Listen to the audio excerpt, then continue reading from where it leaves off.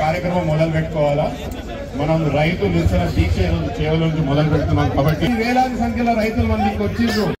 కింద పెట్టొద్దు, తెలంగాణ తల్లిని దూరం తీసుకొని సాక్షిగా తెలంగాణ భరోసా ఇనికి వచ్చినాం.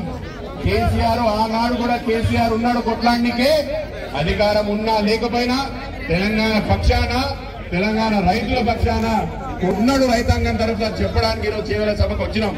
సోదరి సోదరులారా, ఈ గత 8 నెలల కాంగ్రెస్ పార్టీ ప్రభుత్వంలో రైతాంగం, వ్యవసాయం, రైతులు ఎంత మోసపోయినరు, ఎంత దగా.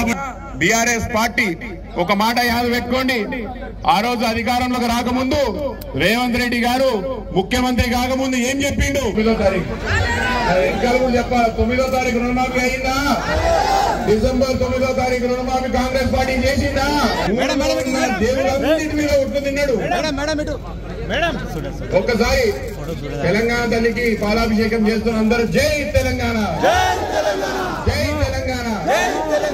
కాంగ్రెస్ పార్టీ ఏదైతే నిర్ణయం తీసుకున్నదో, తెలంగాణ సెక్రటరియట్ ఎదురుగా ఏదైతే స్థలం తెలంగాణ తల్లి కోసం మనం ఏర్పాటు చేసుకున్నామో ఆ యొక్క స్థలంలో రాజీవ్ గాంధీ గారి స్టాచ్యూ పెట్టడం బీఆర్ఎస్ పార్టీగా తెలంగాణ సమాజం అంతా కూడా వ్యతిరేకిస్తలే ముద్దు, రాజీవ్ గాంధీ వద్దు అనే ఒక విధానంతో ఈ రోజు మనం పాలాభిషేకం చేయడం జరుగుతున్నది.